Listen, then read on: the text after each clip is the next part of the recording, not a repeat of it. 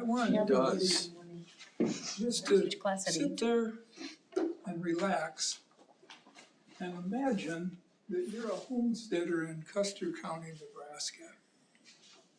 Why Custer County? That's because that's where Solomon Butcher homesteaded in 1880. And he became a photographer and made 3,300 glass plate images between 1886 and 1912.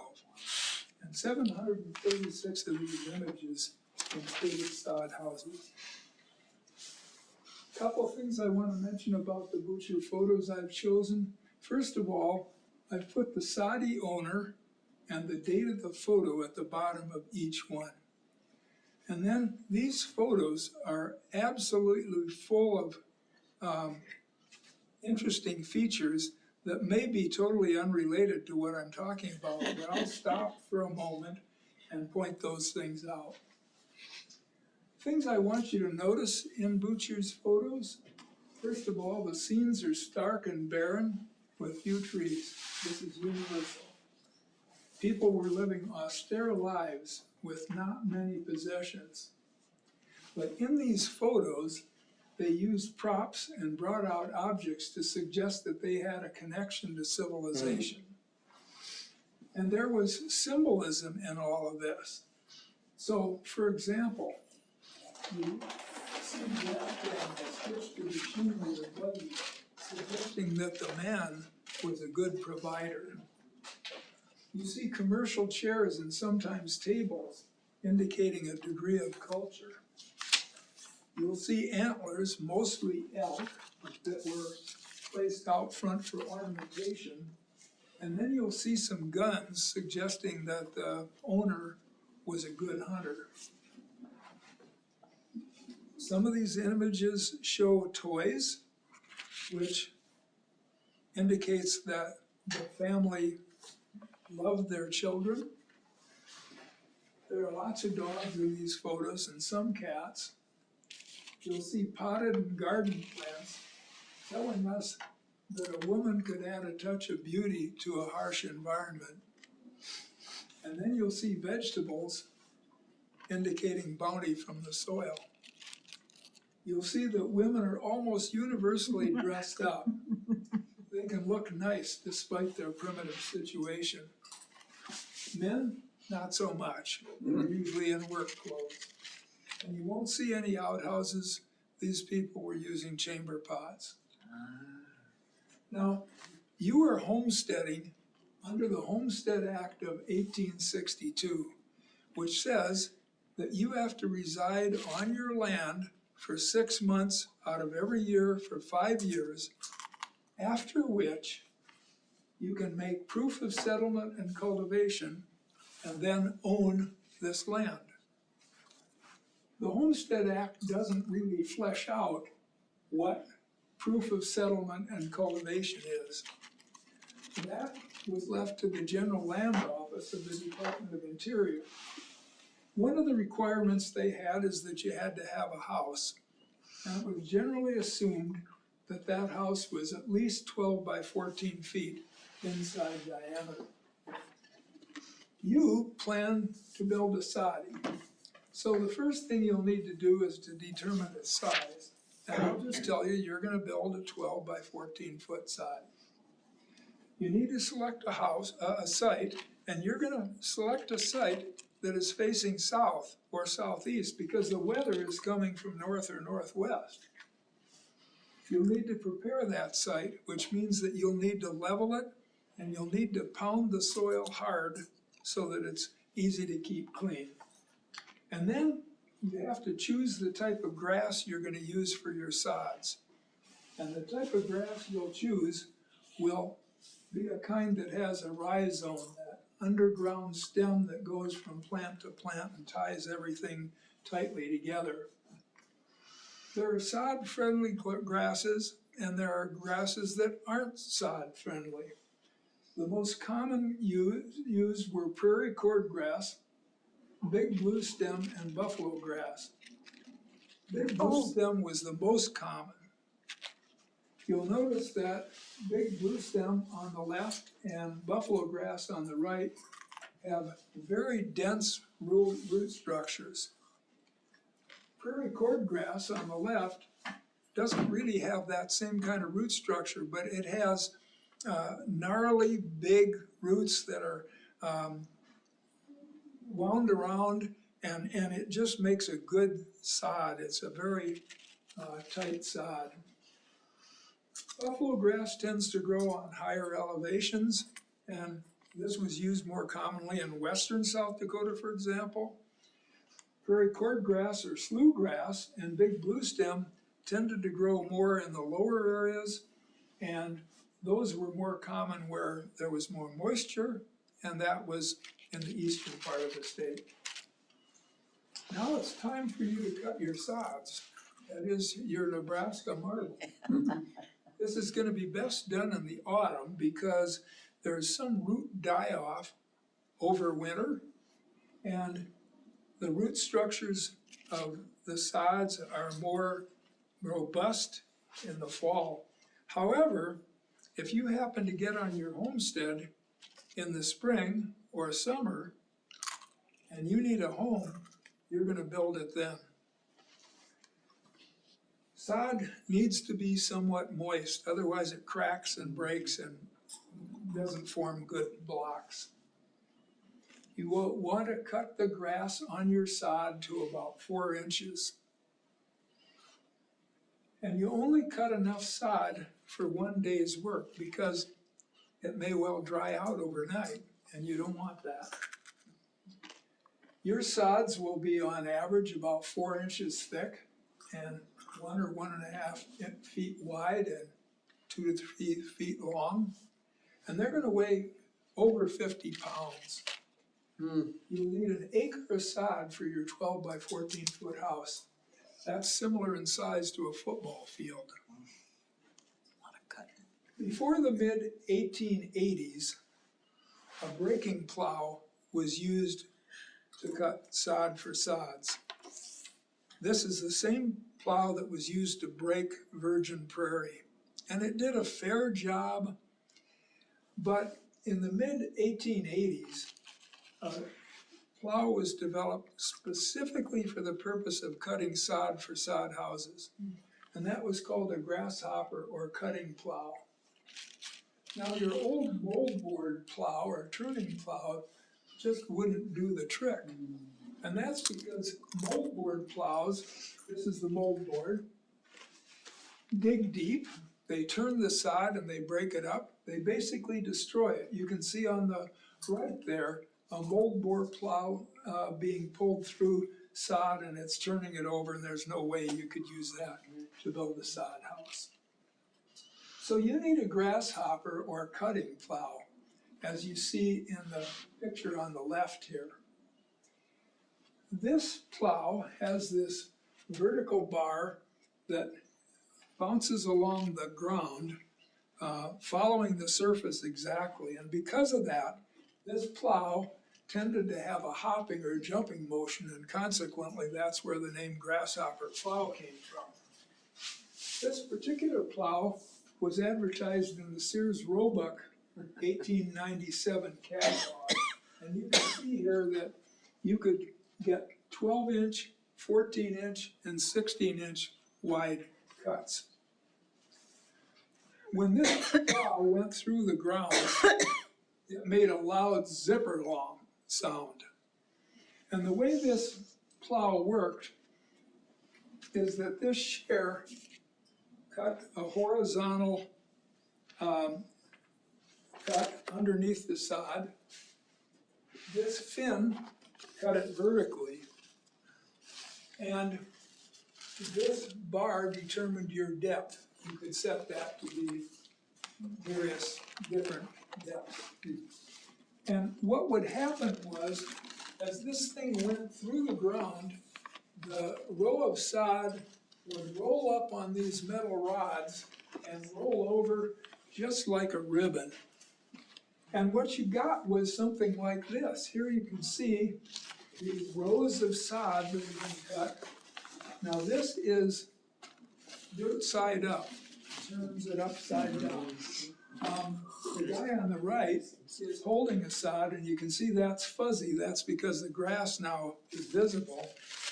The guy on the left with the spade is going along cutting this sod at 2-foot intervals or whatever they're using.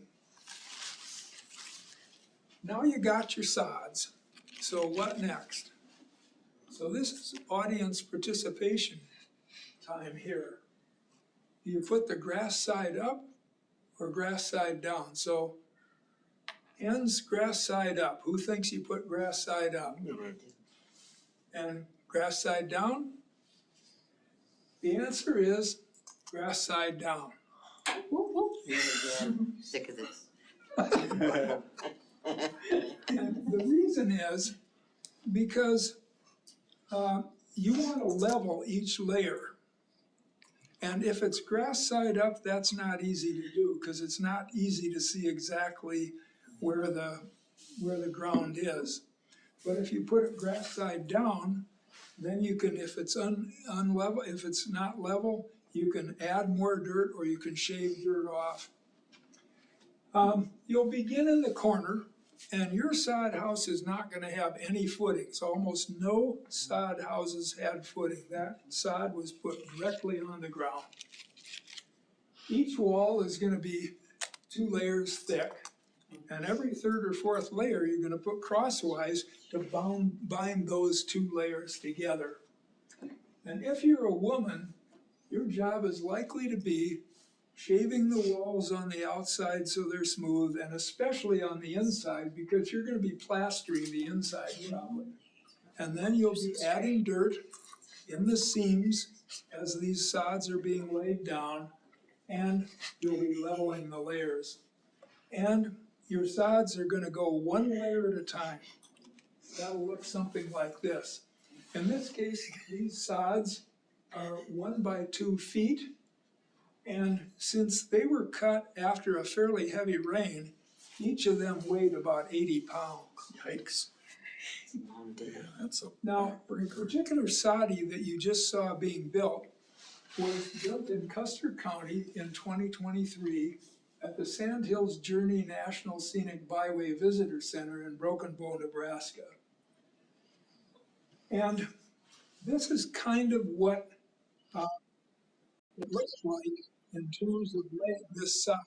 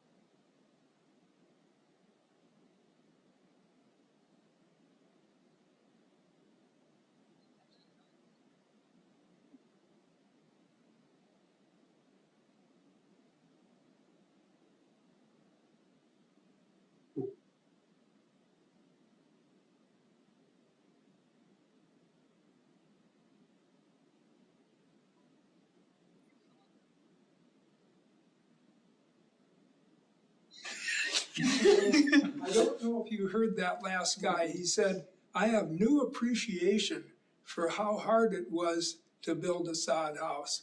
And you may not have noticed in the background, there was mechanized equipment. They cut their sod with some kind of a machine and so forth. So much easier than it was in the old days.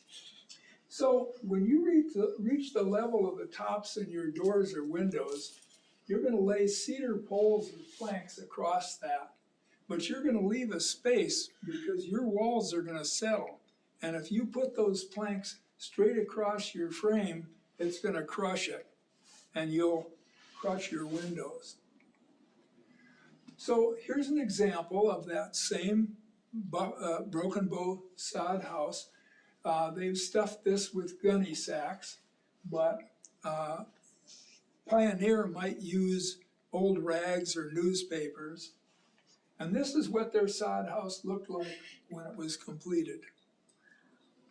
Okay, wait, Now you're gonna need windows, and you'll put in the frames as the walls are being built. You could see that in the video. You'll almost always use 12-pane double sash windows. That was by far the most common. And if you've dug your house into a side hill and have a short wall, you'll just turn those sideways. If a pane breaks, you'll cover it with oiled paper or animal skins. And by the way, I think that the reason they use 12-pane double sash windows is because if you broke a window, you still had 11 windows. Since your sod walls don't permit counterweights, your windows will have to be propped open. And you'll probably place your windows near the outer edge of the wall opening, leaving sill space inside for plants or a window seat. And I'm going to tell you, you're poor, you can't afford it right away, but when you can, you're going to buy mosquito netting or screen and tack it over the bottom frame. You might want to place your windows side by side to increase light penetration because, of course, you've got at least a 2-foot thick wall, and so the light ingress is not what one would like. Here's an example of a butcher sod house showing windows on either side of the door. In this case, there's an extra 6-pane frame on either side. So there's a lot of light that can go in this side. This board across the top here, that's a board that's just in addition to whatever stuffing they had in that place between the board above the windows and doors, covers that space even more. You'll need a door too, and you'll probably place it along the eave wall. A good reason for that is that the gable wall had quite a distance above the door, and consequently it was less stable than an eave side. And you're going to have it face south or southeast, like I said earlier. Your door is going to be made by yourself with planks because you don't have enough money for a commercial door. Almost no commercial doors were used in sod houses. And your door is going to open inward because you don't want to be pushing it out against a heavy drift in the wintertime. Few of these sod houses had screen doors or porches or entryways. Here's a sod house showing typical doors and windows. You can see the windows are near the outer end of the openings. The door is obviously a plank door. This is an interesting sod house. This is an L-shaped sod house. And that's really nice because in the inner angle, you're out of the wind to some extent. So this would be much more comfortable to work out here than with a lot of sod houses. You'll notice this sod house is dug into a side hill on the left. And then some interesting features. This family has brought out its chairs and also this nice little table. You can see the tablecloth is blowing in the wind, and on the table are potted plants. And then the little girl in the middle is holding a doll, and under the window to the right is a grindstone. You had to have some means of sharpening your tools. Your roof is going to be the most important element, because if your roof fails, your house fails, as it did in the case of George Barnes here in 1887. George's wife died a few months earlier, and then his roof collapsed, leaving him with 3 motherless children and a caved-in soddy. There are a number of roof styles that you can choose from. You're going to choose a gable roof, and the reason you are is because that's much easier to add onto than other styles of roofs. And likely as not, your family's gonna grow. Also, a gable roof leaves most space above for storage. You could choose a hipped roof, but that leaves at least one post in the center of your room, and you've got a relatively small space. An advantage is you don't need a long ridgepole, but you do need 4 fairly long rafters. And in any case, all of those things are kind of hard to come by. You definitely don't want to use a lean-to roof. Those roofs were unstable because they tended to slide downslope, so they put pressure on the downslope wall, and they were relatively easily blown off. So lean-to roofs were best used as additions or as animal shelters. Now, how do you get the ridgepole up to the top where it belongs? What you do is you lay a couple of long poles against the wall on one side, and you stake those in. And then you take your ridgepole and you lay it down where those stakes are. You throw a rope over the top of your house, wrap it around the ridgepole on either side, and throw that rope back over. And then you and a friend, and hopefully a friend or two in addition pushing up, you pull that ridgepole up until it gets over the top of your 2 poles, and then it's kind of sitting in the sod, so it's not likely to move. You can climb up and sort of jigger it up to the top of the gable where it belongs. Here's an example of a gable roof and a hip roof. In this case, the gable roof was the first, of course, built, and once this guy had some money, he paid for a lumber roof. And this one happens to be shingled. Now there's some things I want to point out here on this picture. On the gable roof sod house, you can see that the opening to the door and to the window have been plastered and presumably whitewashed to increase the amount of light that's getting in there. This gentleman, Lyman Pike, has a gun, and on the right, below the hip roof house, you can see 2 plows. There's one just on top of that little barrel there, and that one is a grasshopper plow. You can see the vertical bar hanging down that's kind of curved there, and you can see the metal rods coming back to the left. And then just to the right of it is a moldboard plow. Sod roofs had plenty of faults. One of the big ones was their enormous weight. So that weight was pushing down, but also out, so it stressed the walls.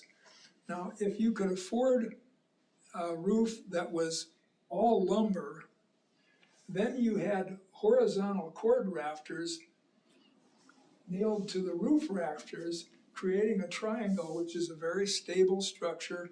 And so the weight on those roofs was directly down and not out on the walls.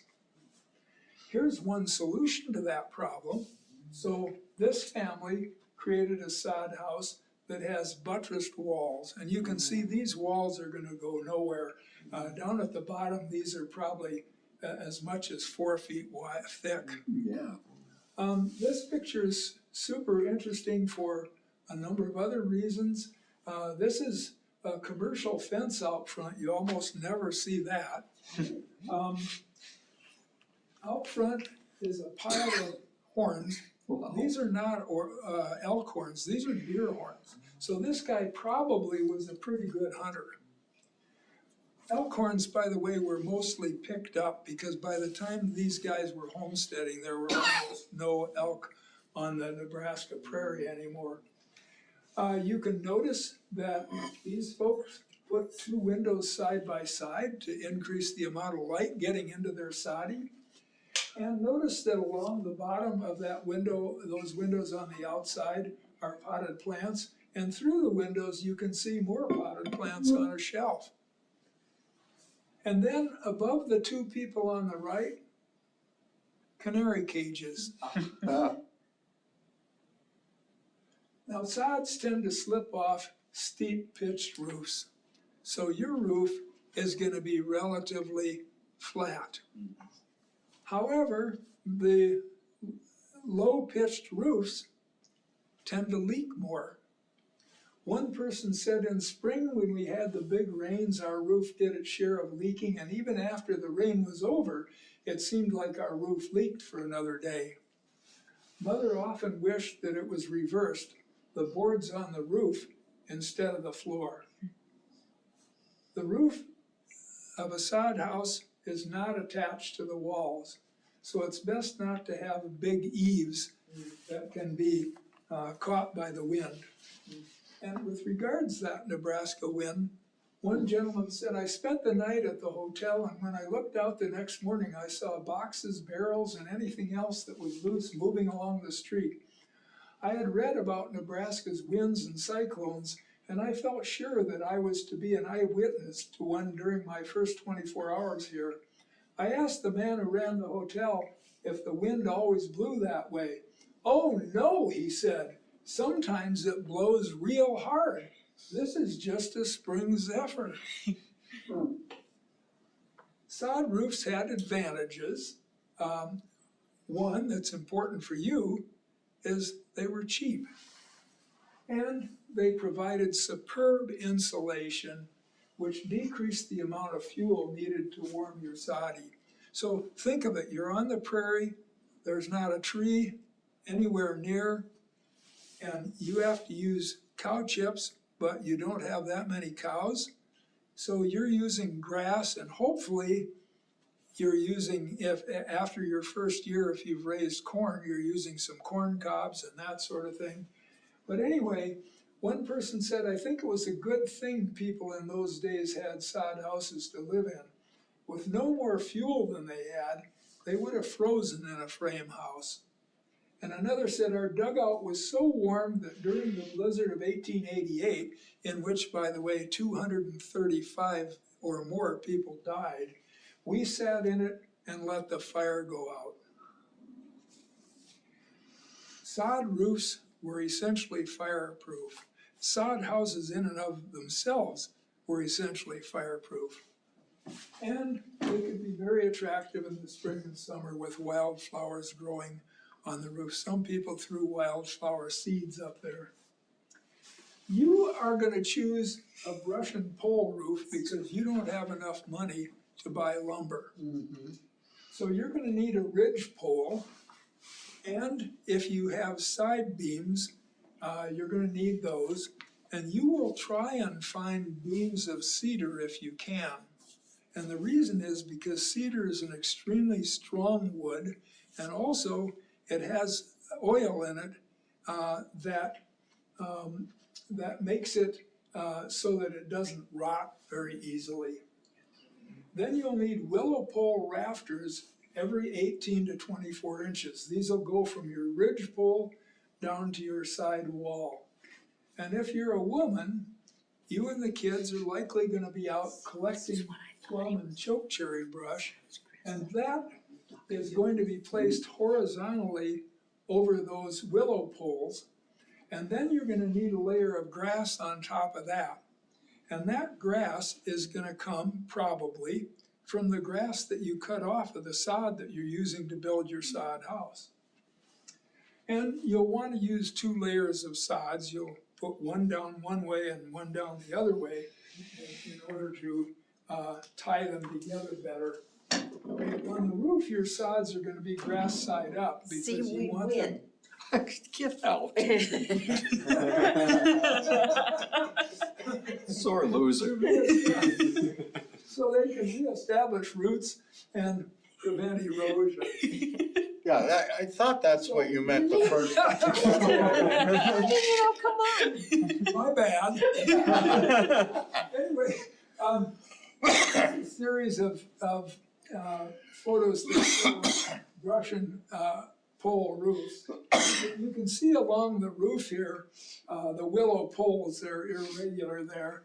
This is hard to see, but it's got 2 layers of sod on it. And you can see one window pane is broken out, but they've got 5 left.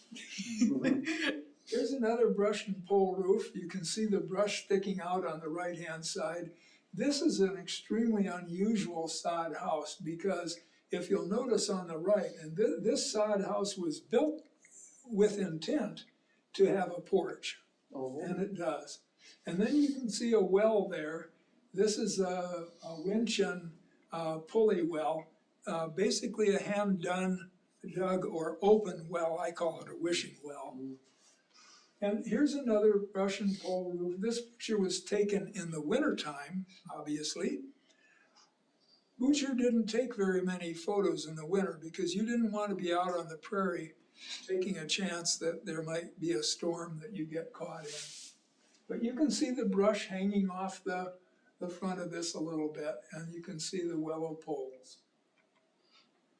So you can either butt your sods on your roof or lap them.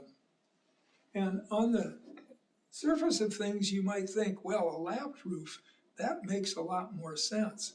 But it turns out that in the depressions between the laps, water could collect. And so you probably got as much leaking with lapped roofs as you did with butted roofs. And it turns out many more roofs were butted than lapped. Now, lumber roofs, you can't afford because they're expensive, but they leak less, even partially partially lumber roofs. And what I mean by that is you buy enough lumber to cover your roof from the ridgepole down to the wall, but then you're covering that all with sod. So that cuts down on leaking somewhat. Like brush and pole roofs, the roof is not attached. There's no good way to attach a roof to a sod wall. Lumber roofs are lighter and more easily blown off, and they're much poorer insulators. The weight distribution, though, is down, not out on the walls, and more soddies had lumber roofs, at least as a base. By that I mean as partial roofs rather than brush and pole roofs. These lumber roofs often had a board tacked along the eave edge to prevent the sods from slipping. Here's a sod house that has brush and pole roof on the left. That was the earlier sod house, and then it was added on to, and that's a partial lumber roof. And this seems like a great idea, and it is better to have a partial lumber roof, but those boards tended to warp.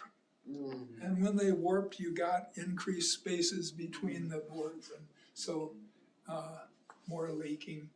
You can see the dog in the foreground. The little girl to the right of her dad has a nice little wagon.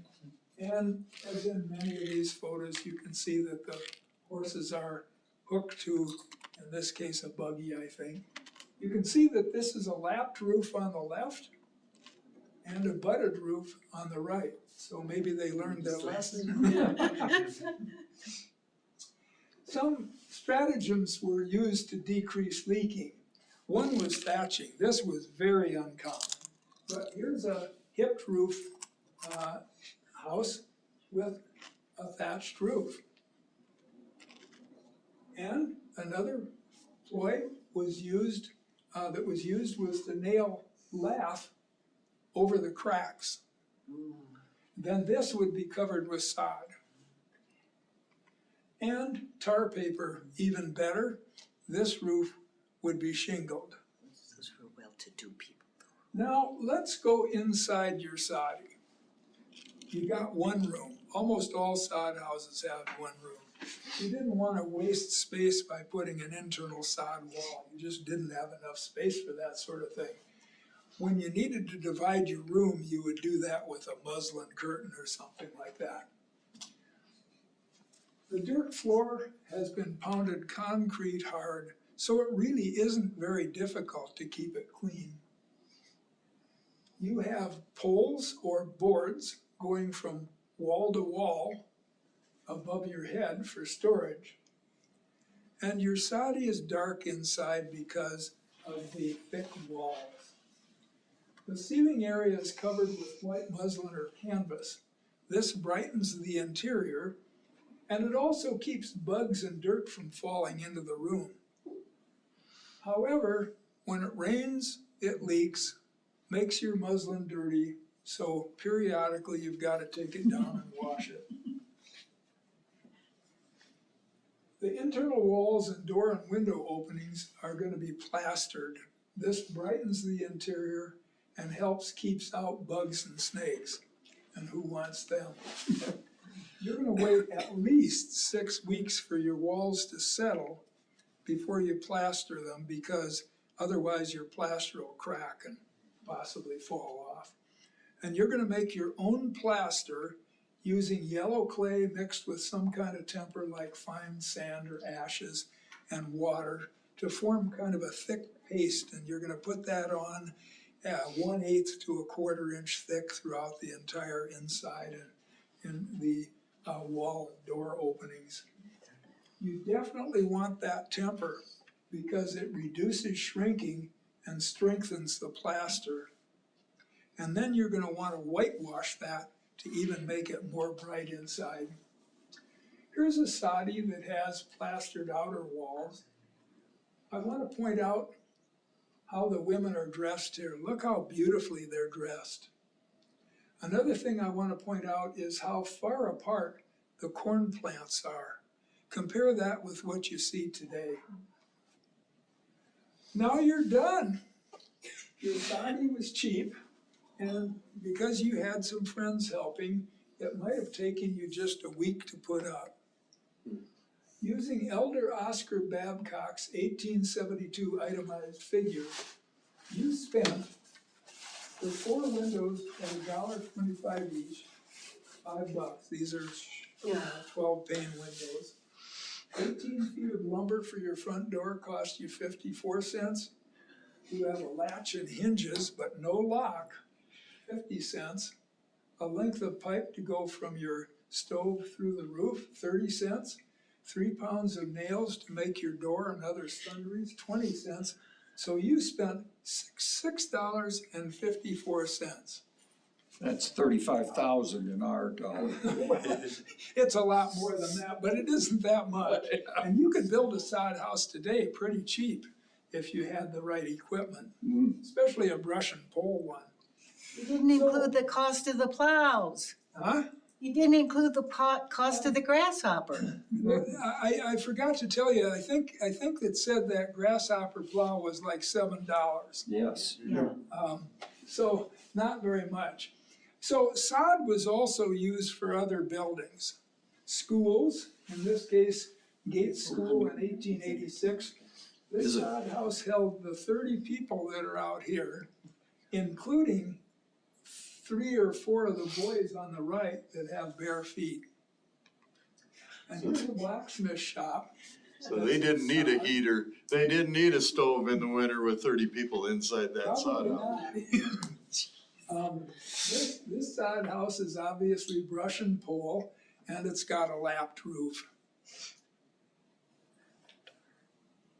I mentioned there were 736 sod houses in Butcher's images. 531 of these showed roofs that either were completely made of lumber, not too many of those, or partial lumber roofs. At least 1/3 of the soddies had additions by the time he got there. Beams could be counted in 214 of those soddies, and 1/4 of them had just a ridge pole. Half of them had a ridge pole and a beam on either side, and 1/4 had a ridge pole and 2 beams on either side. 40 houses had windows set side by side, and windmills and wells were common, but only 10 images showed hand pumps. Here's an example of a windmill. This happens to be a Halliday standard prefab windmill that came from a kit. This image is interesting for some other reasons. You'll notice going to the left from the gable end clotheslines. Over to the right of the sod house is a door. That's an open cellar door. And then sitting on the barrel, you see watermelons. A number of these photos showed watermelons. People were really proud of their garden produce. This is a photo that shows a hand pump. You can't see it very well. It's in front of that piece of equipment on the right, and the pool of water that's in front of it. It's like our house. Toys were seen in a lot of photos. 44 of them showed wagons, 20 showed dolls, 2 each rocking horses and tricycles and sleds, and 2 with people playing croquet. 1 each showed a swing, a tea set, and a toy chair, and 1 showed people playing a card game. This is my favorite of all Butcher photos. This is John and Lucy Curry in 1886. And you can kind of look at that and guess why it might be my favorite. Because does this image remind you of anything? American Gothic, yeah. Nebraska Gothic. Oh, yeah. And Solomon Butcher beat Grant Wood to the punch by 44 years. Yeah. So let's take a look at this. This is just an absolutely great image. On the right, you can see an open well with winch and pulley. You can see that John's got his horses hitched to a hay wagon. John is holding a fork, indicating that he's a good worker. Lucy is holding onto a chair, and then over here is a rocking chair that's been pulled out. And you can't see this very well, but this Sewing is machine. Lucy's sewing machine. Oh, yeah. This is telling us that Lucy Shreddle. is a good seamstress. Yeah. They brought all this stuff out for the Outside photo. to show it, right? that's what I'm thinking, just clear the house These people are up. bringing this Yeah. stuff out. Yeah, You gotta show them this. And almost all of the photos show that. Not all, as you could see. We saw Yeah. some that didn't have any stuff out. But and a couple of dogs in the foreground. Above the door is a elk horn that's just thrown up there for ornamentation. And hanging in the doorway, canary cage. Off to the left of that canary cage is this fantastic wreath. yeah. It may have come from inside, who knows? And then also below the wreath, sitting on that box, are a bunch of potted plants. So it's just an incredible photo. And her good china's on the shelf, Pardon? just to the left of the bird cage and the plants. She's probably displaying her good china on the shelf. And I'd like to know what that thing, that white kind of squarish thing hanging from the roof is on the left side. That would be interesting. Yeah, I don't know what that's all. It almost could be a butter churn or something. Yeah.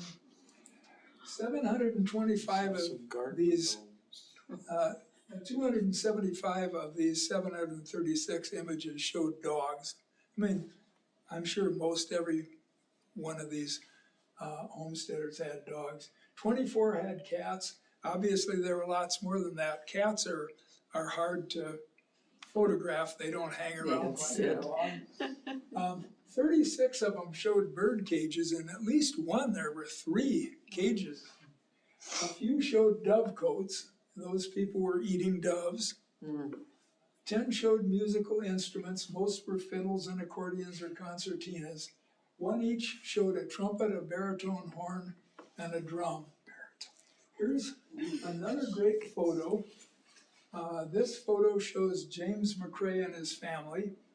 James is holding a rifle. You can see to his right, left of him from our vantage point, is a wishing well, an open well. And off to the right is a little table with potted plants on top, and then behind that, you can see other plants that are growing there. So Mrs. McCrae has a green thumb, and just above and to our right of James's head is a box with a hole in it, and that's a dovecote. Ah. I thought it was an air conditioner. So now you know almost everything you need to know to build a soddy. And frankly, I think if I had the right equipment, I could build a soddy. Yeah. Cool. Yeah, you And could. most of this information came from this little book called Sod Walls by Roger Welth. Obviously, I didn't see all of Ducher's photos of sod houses. I probably saw 100 of them, but it takes a long time to go through the Nebraska State Historical Society website and look at these images. Anyway, that's it. Wow. Thank you.